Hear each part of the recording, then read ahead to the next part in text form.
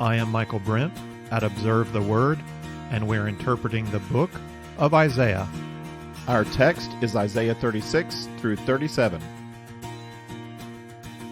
Sennacherib has invaded Judah, capturing 46 fortified towns, killing soldiers, destroying fields, seizing livestock, and taking captive Jews as slaves into exile. He has scoured the land, and he's coming to Jerusalem. Isaiah foretold devastation in the 6 woes that precede the narrative of invasion. Here's a sample from the first woe, Isaiah 28:14-18 and 22. Therefore, hear the word of the Lord, O scoffers, who rule this people, who are in Jerusalem. Because you have said, we have made a covenant with death, and with Sheol we have made a pact, the overwhelming scourge will not reach us when it passes by, for we have made falsehood our refuge, and we have concealed ourselves with deception. Therefore, thus says the Lord God, behold, I am laying in Zion a stone, a tested stone, a costly cornerstone for the foundation, firmly placed. He who believes in it will not be disturbed. A cornerstone for the foundation of Zion. That's an interesting image. God lays in Zion a stone for the foundation of Zion. A cornerstone is not something you lay in an already completed building. This is either a new temple or palace or the start of a wholly new Zion. Isaiah has been preaching a new Zion. The present Zion only foreshadows the glorified Zion that is to come. This cornerstone is to be laid in advance. It is a faith test. Those who do not believe will stumble. Those who do believe will not be disturbed or harried. They will rest in the security of God.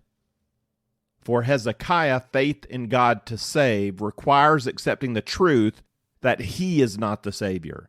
He is not the cornerstone of a new society.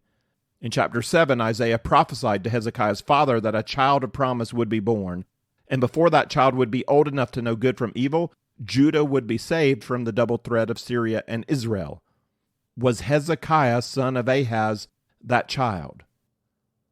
In chapter 9, Isaiah prophesied the birth of a child who would sit on the throne of David and over his kingdom, to establish it and to uphold it with justice and righteousness from then on and forevermore. Hezekiah was the next king after Ahaz to sit on the throne of David. Then in chapter 11, a shoot will spring from the stem of Jesse, and the Spirit of the Lord will rest on him, the Spirit of wisdom and understanding, of counsel and strength. When sole rule over Judah fell to Hezekiah, he immediately began to reform the nation. He cleansed the temple. He tore down places of idol worship. He reinstituted Passover, even sending messengers into the Assyrian-held territory of the north to invite all the tribes of Israel to attend. He was led by the Spirit of God. He acted with wisdom and counsel and strength. Is Hezekiah, the son of David, foretold who would restore Zion? Is he the cornerstone laid in Jerusalem? No, not any more than Peter is really the rock upon which the church of God is built. Peter was the rock only in the sense that he proclaimed the essential gospel message concerning Jesus. In another sense, the gospel message is the rock on which the church is built, but only because the gospel message rightly establishes the truth about Jesus Christ, who is fundamentally the rock, the foundation. There is a connection between messenger, message, and Messiah that allows us to consider all three as contributing to the laying of the foundation. At the same time, we clearly see which of these three is the foundation. Jesus Christ, Messiah, divine Son of David, he is the rock. He is the cornerstone that must be laid in Zion. Hezekiah is not the cornerstone. He foreshadows the cornerstone. He gives witness to the cornerstone. He is not the cornerstone. A message of salvation has come to Hezekiah through Isaiah. Jerusalem and the throne of David will be protected by God. Isaiah has given witness to the coming king, on whose shoulders government will rest eternally. In the time of Hezekiah, the actual cornerstone has not yet been laid in Jerusalem. The Messiah has not yet come, but the message of the cornerstone has been set down by God through Isaiah. It is a standard, a banner. That message now constitutes a faith test or faith challenge for Hezekiah. Can he accept that he is not the salvation of Israel?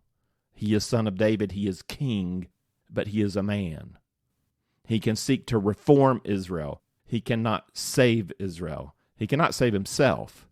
Will he accept his weakness, his mistaken trust in Egypt, his need for God? And will he turn in faith, believing in the salvation of God? Isaiah's narrative in chapters 36 to 37 gives a historical example of God as the Lord of history. Hezekiah plays the same role as his father Ahaz played. He is the human leader who must make a choice. Will he place his faith in God as the Lord of history, or will he turn elsewhere for salvation? The narrative has two main sections, two emissaries from Sennacherib, and then a brief summary conclusion that consists of only 3 verses. The two emissaries share a similar pattern of 3 parts each. First, Sennacherib communicates his word to Hezekiah. Second, Hezekiah responds. And third, God communicates his word to Hezekiah. Neither Sennacherib nor God communicates directly to Hezekiah. Sennacherib and God are engaged in a power encounter over the vassal Hezekiah. According to the pattern of ancient Near Eastern kings, they both use mediators. Sennacherib will speak through his field commander, the Rabshakeh. Yahweh will speak through his prophet, Isaiah. Hezekiah will be caught in the middle, forced to choose between one or the other. The first word to Hezekiah is delivered by the Rabshakeh. Bibles tend to follow the older view that Rabshakeh was a name. Scholars now believe Rabshakeh is a title meaning field commander. The Rabshakeh delivers his message in 2 parts. First, to Hezekiah's officials in front of the walls of Jerusalem, and then to the soldiers and citizens on those walls.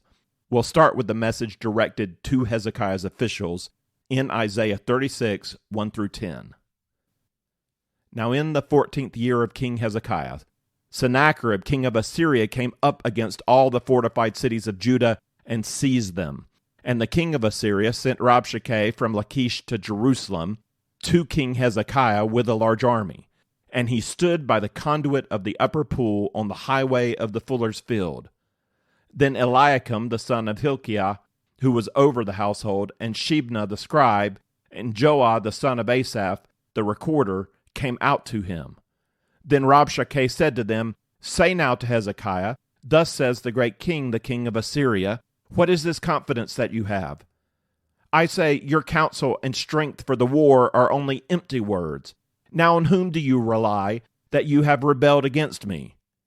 Behold, you rely on the staff of this crushed reed, even on Egypt, on which if a man leans, it will go into his hand and pierce it. So is Pharaoh king of Egypt to all who rely on him. But if you say to me, We trust in the Lord our God, is it not he whose high places and whose altars Hezekiah has taken away and has said to Judah and to Jerusalem, You shall worship before this altar? Now come, therefore, make a bargain with my master, the king of Assyria. I'll give you 2,000 horses, if you're able on your part to set riders on them. How then can you repulse one official of the least of my master's servants and rely on Egypt for chariots and for horsemen? Have I now come up without the Lord's approval against this land to destroy it?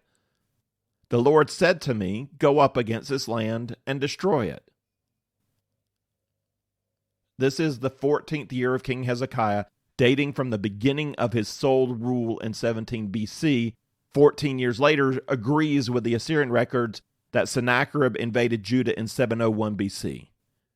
The great wall relief in Sennacherib's palace in Nineveh shows the siege of Lachish. Sennacherib paused his advance to deal with Lachish, the second largest city of Judah, before attacking Jerusalem. This would secure supply lines in the flank of his army. While besieging Lachish, Sennacherib sent his field commander, the Rabshakeh, to Jerusalem with a large army. For Assyria, that secondary army could easily have been 50,000 men. The Rabshakeh first sought to secure a surrender.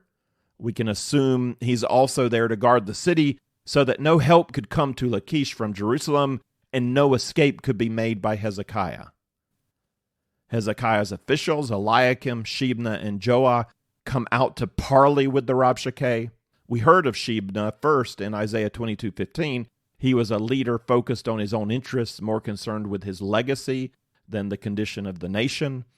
In Isaiah 22:20, it was prophesied that he would lose his position as steward to Eliakim. That prophecy has been fulfilled. Here we see Eliakim come out as the steward and Shebna's the scribe. There's this other detail that stands out because it seems so unimportant. Why mention the detail that Rabshakeh stood by the conduit of the upper pool on the highway of the fuller's field? Why go into detail about that place, that one detail, when there's so much other detail that Isaiah doesn't tell us? Well, the place has historic significance, and it did not go unnoticed by Isaiah. We read back in chapter 7, verses 3-4, "Then the Lord said to Isaiah, 'Go out now to meet Ahaz, you and your son Shear-Jashub, at the end of the conduit of the upper pool on the highway to the fuller's field. And say to him, take care and be calm, have no fear.'" The same place Ahaz had stood, now the Rabshakeh stands. Ahaz did not seek out the Lord. He did not seek out Isaiah. Isaiah was sent to him. After that, Ahaz failed the faith test he was given. So the reference to the conduit of the upper pool on the highway to the fuller's field takes us back to Ahaz and his story.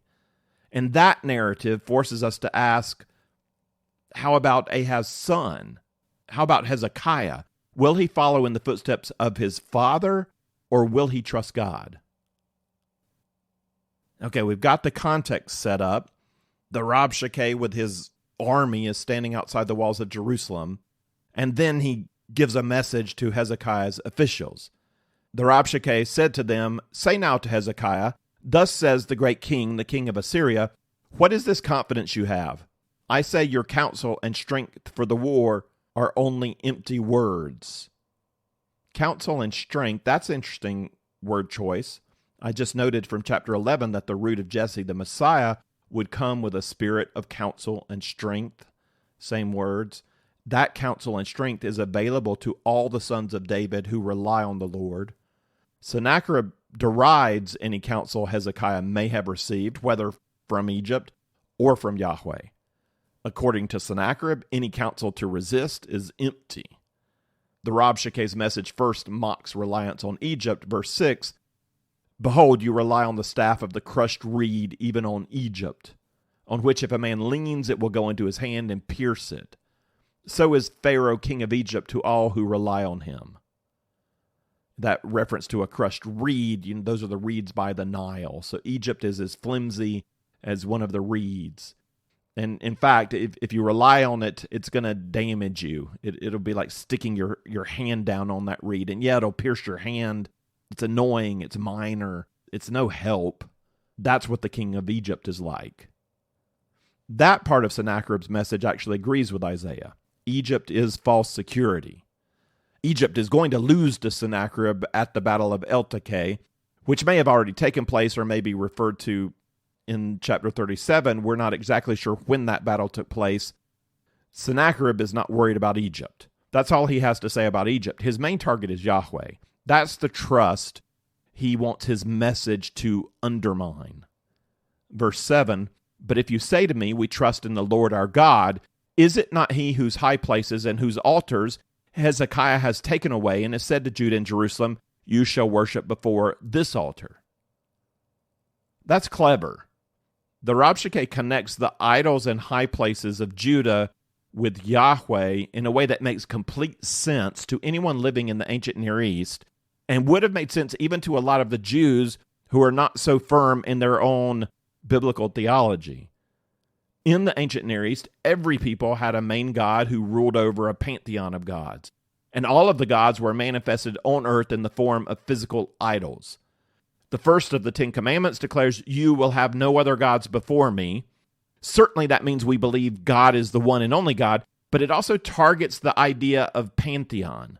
The main god usually has a host of lesser gods arranged before him at his court. The phrase, "no gods before me," rejects the idea that God sits as a ruling God among a host of lesser gods. The destruction of all the high places of Judah in the mind of the ancient Near Eastern person could easily be interpreted as the destruction of Yahweh's pantheon, and thus an attack on Yahweh. The second of the Ten Commandments, you shall not make yourselves an idol, rejects both the making of idols of other gods and the making of an idol that is supposed to be Yahweh. Some of the idols Hezekiah destroyed may very well have been idols of Yahweh, like the golden calf was. The Rabshakeh speaks craftily into a culturally confused vision of who Yahweh is. He is speaking according to the generally accepted worldview of the times. It makes no sense that there is only one altar, just the altar in the temple where we must worship. Why can't we worship God everywhere? Aren't these idols also Yahweh? He's not telling the people of Judah that Yahweh is no God at all. He acknowledges Yahweh as the ruling God of the nation. The way he attacks their sense of assurance is by telling them Hezekiah has insulted Yahweh by removing Yahweh's high places and idols. He's telling them Hezekiah's religious reforms are nothing to depend on. Don't think you've made Yahweh happy. In your zeal, you've misunderstood your own scriptures. You've insulted Yahweh. That's a challenge we hear in our own day. Some people want to reject God and Jesus altogether, sure. Others want to undermine the biblical vision of God and Jesus. They'll say things like, you have to grow with the times. The Bible is inspired by human beings, in their own culture, but it doesn't hold the same way for us today. We know God is not a God of wrath. He's a God of love. He would never send his own son to the cross. That's angry. And Jesus would never judge. Biblical morality is also outdated. That's not what God wants for us. Your pursuit of an overly biblical Christianity is backward, and you're actually setting yourself up against Jesus. That's the kind of twisting the Rabshakeh is engaged in. And the people of Judah have not been showing themselves to be solid or strong theologically. So his words have an inroad. He wants to undermine not the existence of Yahweh, but their vision of Yahweh and their trust in his word. Who really is Yahweh? Having attempted to undermine trust in God, the Rabshakeh takes it a step further, claiming that he, in fact, is the one doing the will of God. Verses 8 to 10, now therefore, come make a bargain with my master, the king of Assyria, and I will give you 2,000 horses, if you're able on your part to set riders on them. How then can you repulse one official of the least of my master's servants and rely on Egypt for chariots and for horsemen? Have I now come up without the Lord's approval against this land to destroy it? The Lord said to me, go up against this land and destroy it. That's not completely wrong.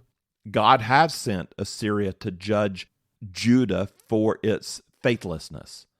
But the Rabshakeh does not really believe that, and he has in no way submitted himself to Yahweh. Centuries later, the Mongolian lord, Genghis Khan, made the same claim as he destroyed Muslim cities on his way to Europe. You've sinned against Allah. How else could I have defeated you? Allah must desire your punishment. He's given you into my hands. The Khan was using their own theology and turning it on top of them. He didn't really believe it, but he knew it would work on the minds of the Muslims he had defeated. The Rabshakeh is using the theology of the day against the Jews. How else could Sennacherib's armies win? Yahweh must be against us and for them. His words are very unsettling. You don't know whether you've believed truthfully about Yahweh or not. And even if you have, maybe this is just the will of God. Maybe Isaiah's wrong. God doesn't want to save us. We deserve this. Hezekiah's officials are rightly nervous about the effect these words might have on the soldiers and citizens defending this part of Jerusalem. Then Eliakim and Shebna and Joah said to Rabshakeh, speak now to your servants in Aramaic, for we understand it, and do not speak with us in Judean in the hearing of the people who are on the wall.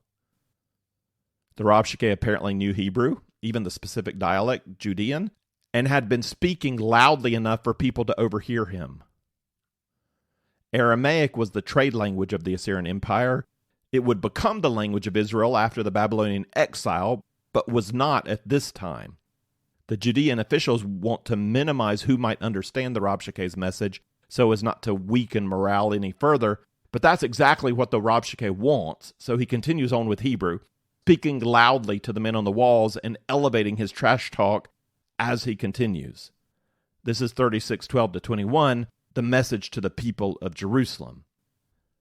But Rabshakeh said, "Has my master sent me only to your master and to you to speak these words, and not to the men who sit on the wall, doomed to eat their own dung and drink their own urine with you?" Then Rabshakeh stood and cried with a loud voice in Judean and said, "Hear the words of the great king, the king of Assyria. Thus says the king, do not let Hezekiah deceive you, for he will not be able to deliver you. Nor let Hezekiah make you trust in the Lord, saying, the Lord will surely deliver us. This city will not be given into the hand of the king of Assyria.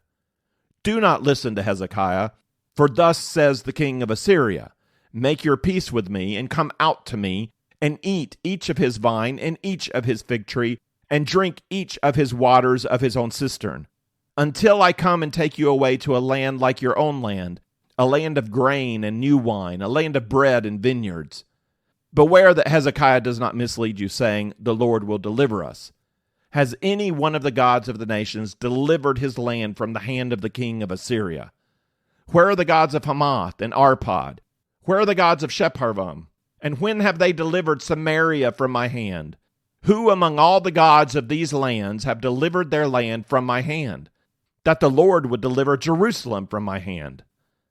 But they were silent and answered him not a word, for the king's commandment was, do not answer him. Did you hear what the great king Sennacherib offers? Do not listen to Hezekiah, for thus says the king of Assyria, make your peace with me, and come out to me, and eat each of his vine and each of his fig tree, and drink each of his waters of his own cistern, until I come and take you away to a land like your own land, a land of grain and new wine, a land of bread and vineyards. The people who have closed themselves up in Jerusalem can return to their homes. If they make peace, they are free to enjoy their own vineyards and fig trees, free while Sennacherib completes the siege of Lachish and organizes their exile. They will have to say goodbye to their homes, but all is not lost. Just as Yahweh long ago granted to Israel a land of milk and honey, so also their new overlord Sennacherib promises a good land of vineyards and bread. He continued to undermine their hope. He had already mocked their trust in Egypt, and he had already claimed Hezekiah's reforms angered God. Here he emphasizes Assyria's power, proven by victory over Judah's northern neighbors. The list moves in a north to south direction, starting with the Syrian city-state Hamath. Hamath fell, Arpad fell, Shepharvaim fell, Samaria fell. The fall of each state implies the defeat of each state's god. Has any one of the gods of the nations delivered his land from the hand of the king of Assyria? Who among all the gods of these lands have delivered their land from my hand, that the Lord would deliver Jerusalem from my hand? That's not only a challenge against Hezekiah, son of David. The Rabshakeh has just crossed a line. Sennacherib is greater than the Holy One of Israel. How will Hezekiah respond? Well, let's read it, 36:22-37:4. Then Eliakim, the son of Hilkiah, who was over the household, and Shebna, the scribe, and Joah, the son of Asaph, the recorder, came to Hezekiah with their clothes torn, and told him the words of Rabshakeh. And when King Hezekiah heard it, he tore his clothes, covered himself with sackcloth, and entered the house of the Lord. Then he sent Eliakim, who was over the household, with Shebna the scribe, and the elders of the priests, covered with sackcloth, to Isaiah the prophet, the son of Amoz.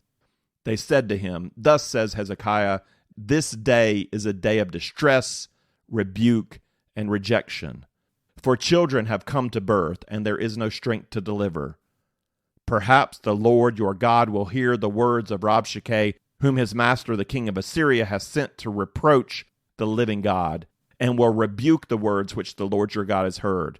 Therefore offer a prayer for the remnant that is left.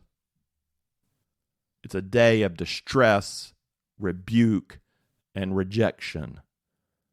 Hezekiah is at the bottom of a pit. Everybody is. They're all wearing sackcloth. They're in mourning. Hezekiah uses the image of death and childbirth to describe this feeling of helplessness he has. For children have come to birth and there is no strength to deliver. It's hard to think of a more personally tragic moment than the almost birth of a child dying because the midwife or doctor or mother couldn't overcome the complication in delivery. And that's how Hezekiah feels. Jerusalem is his child and he can't save it. He's helpless. He's broken. He's afraid. He realizes his own impotence. Hezekiah's father, Ahaz, never sought God, never reached out to Isaiah. Hezekiah, on the other hand, where does he go? He goes into the temple. He goes before God, and he sends word to Isaiah and asks him to pray for the remnant of Judah that still exists in Jerusalem. Isaiah, acting as mediator between Hezekiah and Yahweh, sends a word back to Hezekiah from God. Isaiah 37, 5-7. So the servants of King Hezekiah came to Isaiah. Isaiah said to them, "Thus you shall say to your master, Thus says the Lord, do not be afraid because of the words that you have heard, with which the servants of the king of Assyria have blasphemed me. Behold, I will put a spirit in him so that he will hear a rumor and return to his own land, and I will make him fall by the sword in his own land." The message from Isaiah is strikingly similar to the message he gave Ahaz a generation earlier. Do not be afraid. Sennacherib will leave. He will fall by the sword in his own land. The first part of that prophecy will come true very soon. The second part of that prophecy will come true, but not for another 20 years when Sennacherib is killed by his own sons. That's the promise from Isaiah. What will Hezekiah do with that promise? He recognizes his own inability to save the people of Jerusalem. He has been humiliated and broken, but will he now trust? The second message from Sennacherib comes in the form of a written message. We'll see the same pattern as before. Sennacherib will speak, Hezekiah will respond, God will speak. We start with Sennacherib's message in 37, 8-13.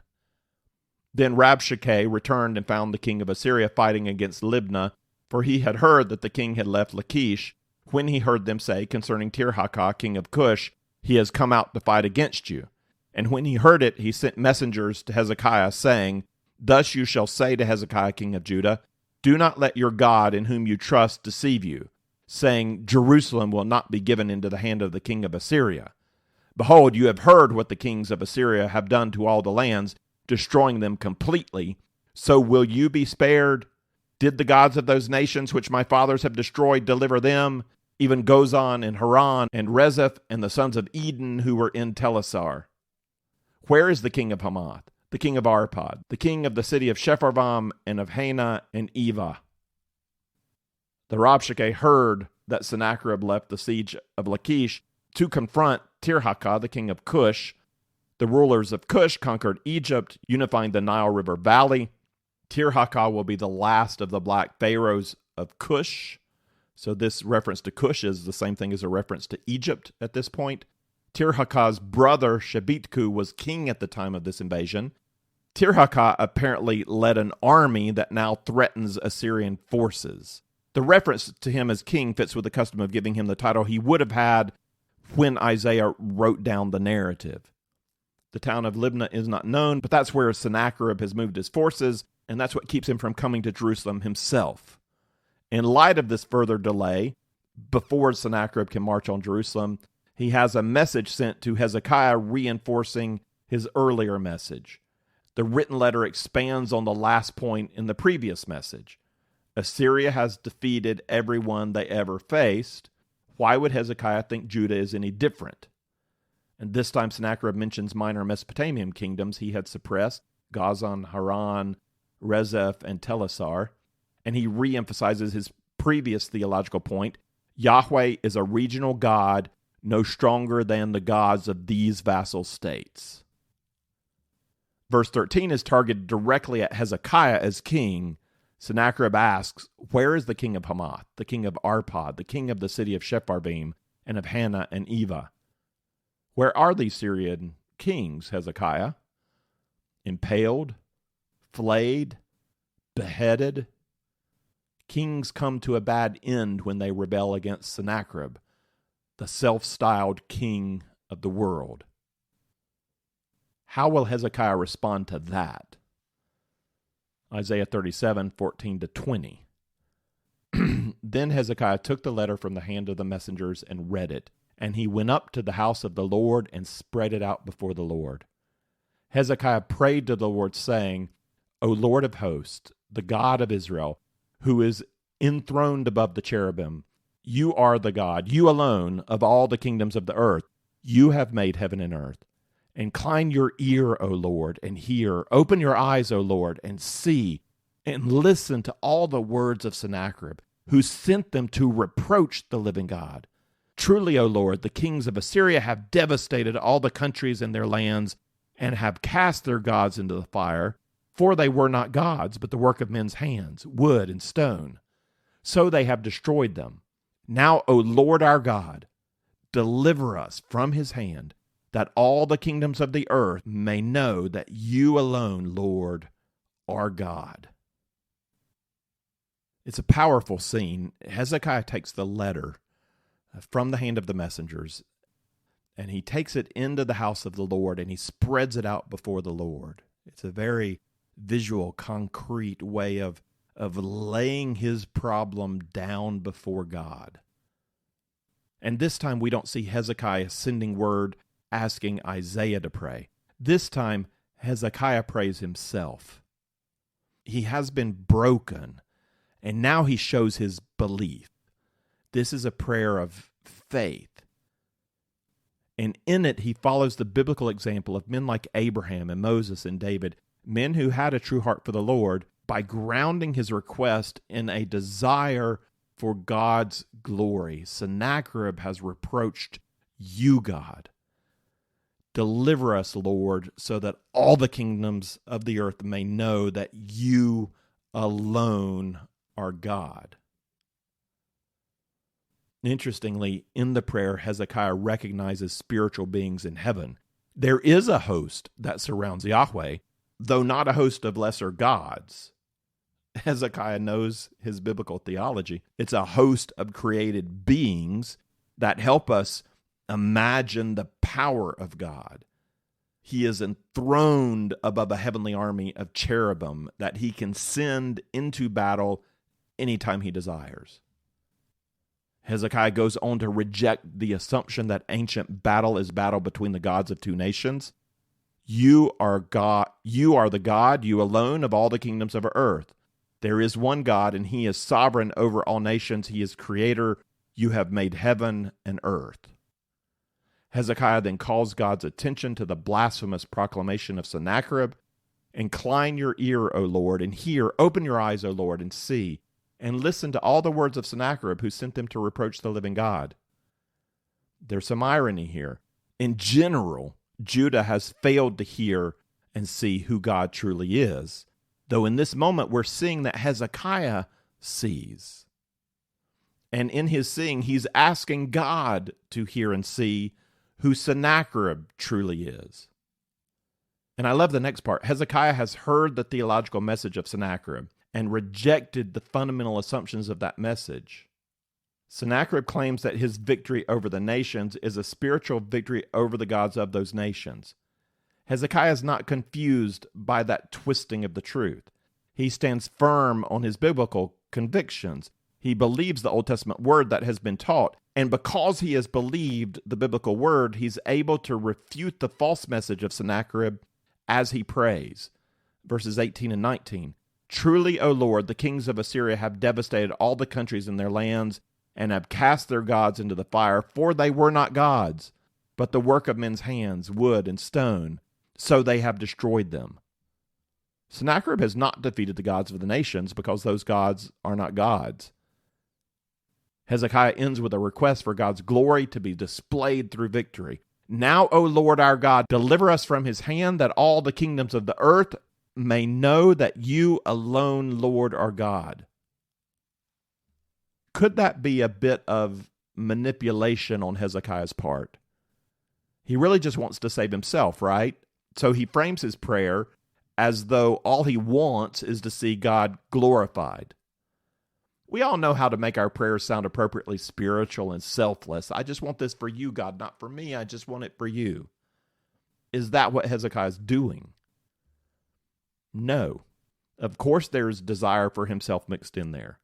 There always is. Of course he wants to see his family safe. He wants his city to go undamaged. He wants his nation to survive and recover. But a true believer can also come to the point where he or she sees things as God sees things. Hezekiah's eyes have been opened. He realizes that it's really more about God than it is about himself. The throne of David is God's. Jerusalem is God's. The Israelites are God's. God's glory is at stake. Hezekiah has been broken, and he's able to lift up his eyes from his own circumstances to see his God and King. How do we know this is sincere? The way we usually do in the Bible. We see the heart of a person in the way God responds to that person. God sees into Hezekiah's heart, and he accepts Hezekiah's prayer. We again get the Lord's response to Hezekiah delivered through Isaiah. The response is in three parts: a short word to Hezekiah, a longer word to Sennacherib, and then another short word to Hezekiah. The first part to Hezekiah is just 2 verses, Isaiah 37, 21 to 22. Then Isaiah, the son of Amoz, sent word to Hezekiah, saying, Thus says the Lord, the God of Israel, because you have prayed to me about Sennacherib, king of Assyria, this is the word that the Lord has spoken against him. There's a key phrase here, because you have prayed to me about Sennacherib. Hezekiah's expression of faith through prayer made a difference. God will always carry out his promises. We don't defeat God's promises. At the same time, there's room for our response to also bring about an effect. Back in chapter 7, God promised Ahaz he would save Judah from Syria and Israel. Ahaz responded by being spiritually dismissive of Isaiah and seeking security in Assyria. God kept the promise of deliverance that he had already made, but in response to Ahaz's lack of faith and idolatry, God also permitted Assyria's king Tiglath-Pileser to partially invade Judah. Ahaz's faithlessness brought about consequence. In these current circumstances, God has already promised through Isaiah that Judah will be delivered from Assyria. Even so, like with Ahaz, there may have been an option A fulfillment of promised deliverance based on a positive faith response from Hezekiah, and an option B fulfillment of promised deliverance based on a lack of faith from Hezekiah. God's sovereign promises are always kept, and our behavior has consequences. Both of those truths apply. Even when God is keeping his promises, there's still room for further consequences, whether good based on our faithfulness or bad based on our unfaithfulness. In this case, God has promised to save. That's going to happen. And Hezekiah's faith contributes to how that salvation will be realized. So God says, because you prayed, I now have a word for Sennacherib. And that's recorded in 37, 22b to 29. It's in poetic verse. The first verse is going to turn Sennacherib's trash talk back against him. Sennacherib sent his messages to Jerusalem like a rapist standing outside a home, mocking the father of the house, threatening his daughter. That's a strong image, but that's the image of war and devastation. Sennacherib boasts in his own power to knock down the door and come in and do whatever he wants. But when the day dawns, the virgin daughter is going to mock this strong king. This is verse 22b. She has despised you and mocked you, the virgin daughter of Zion. She has shaken her head behind you, the daughter of Jerusalem. The next verse questions who Sennacherib was really mocking. Whom have you reproached and blasphemed? And against whom have you raised your voice and haughtily lifted up your eyes? Against the Holy One of Israel. Lifting up and being lowered down is a regular theme in Isaiah. It never turns out well for the human being who lifts himself up. Sennacherib has lifted his eyes against the Holy One of Israel as though a man could claim equal status with God.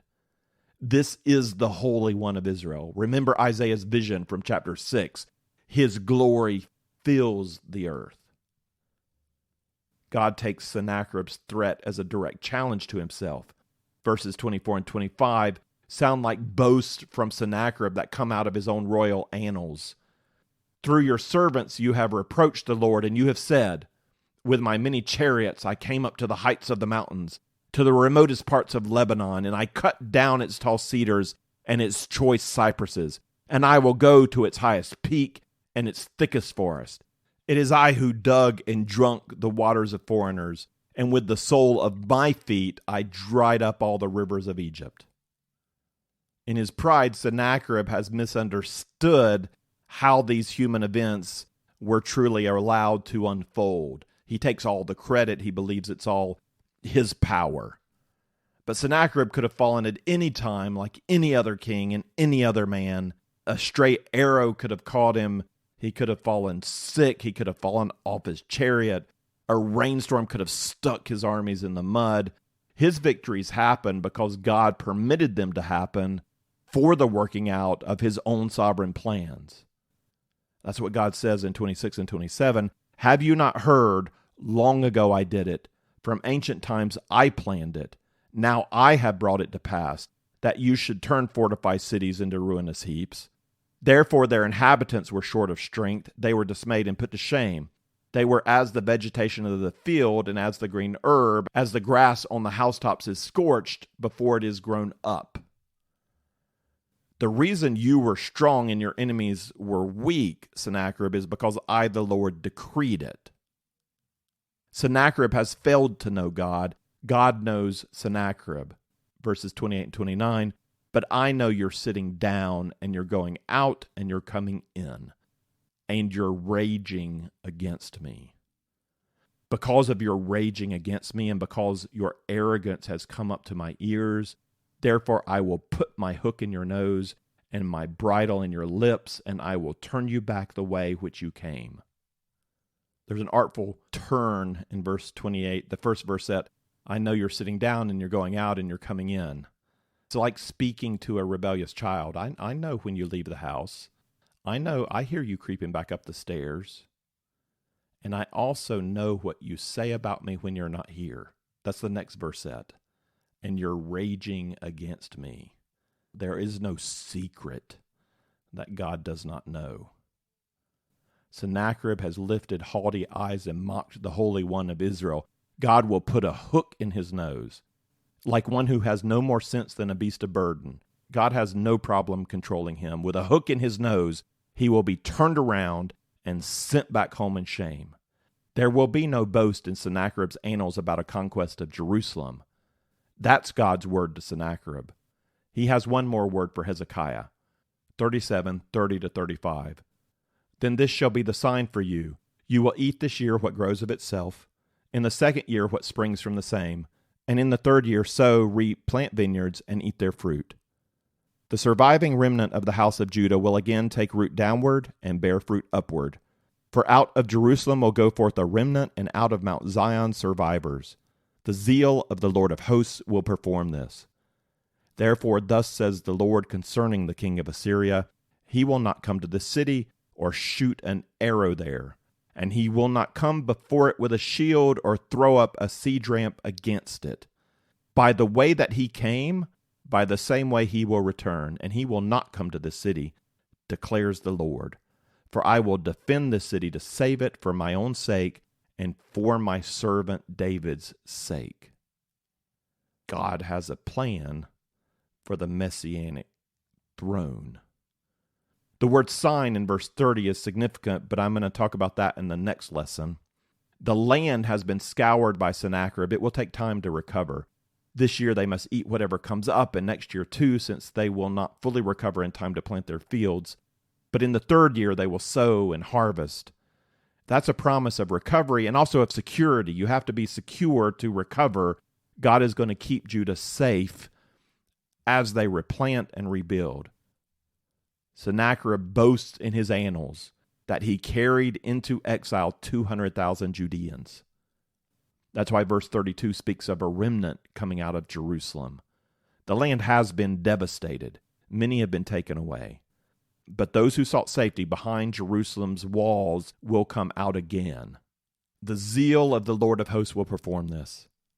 That's the second time we've heard that phrase in Isaiah. The zeal of the Lord of hosts will perform this. The first time was in 9:7 concerning the child who would be born to establish the kingdom of David, who would be of the throne of David and would be mighty God. There will be no end to the increase of his government. The zeal of the Lord of hosts will accomplish this. Remember this, people of Jerusalem. God declared ahead of time through his prophet Isaiah that he would save you from Sennacherib. Did that come true? Yes, it did. You know it did. You lived through it. The zeal of the Lord of hosts accomplished it. God has also declared ahead of time through his prophet Isaiah that a divine son of David will establish his kingdom and eventually reign over a renewed Zion. He will be the stone laid in Zion. He is the costly cornerstone. Do you believe? Just as the zeal of the Lord turned away the mightiest army ever seen on earth up to this point, just as you saw that in your generation, even more wonderfully, the zeal of the Lord will establish for his people a new kind of kingdom governed by a new kind of king. Do you believe this? We conclude with the third and final part of the narrative, just 3 verses.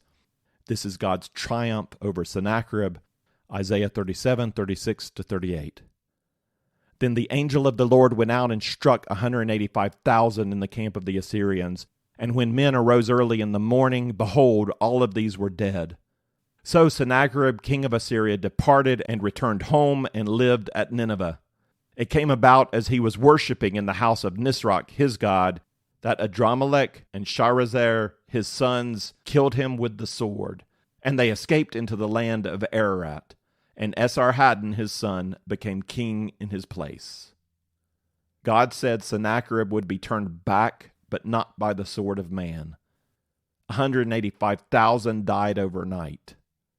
Sennacherib's annals boast that he captured 46 walled cities in Judah and took away an enormous amount of plunder, people, animals, gold, and silver.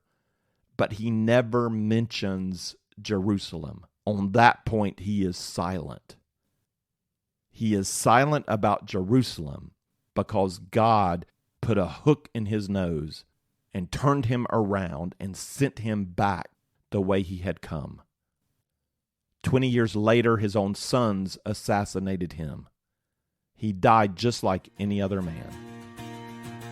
If you would like the text of this lesson with some reflection questions, or if you'd like the overview chart or other resources that go with our study of Isaiah, then check out our resource page at observetheword.com.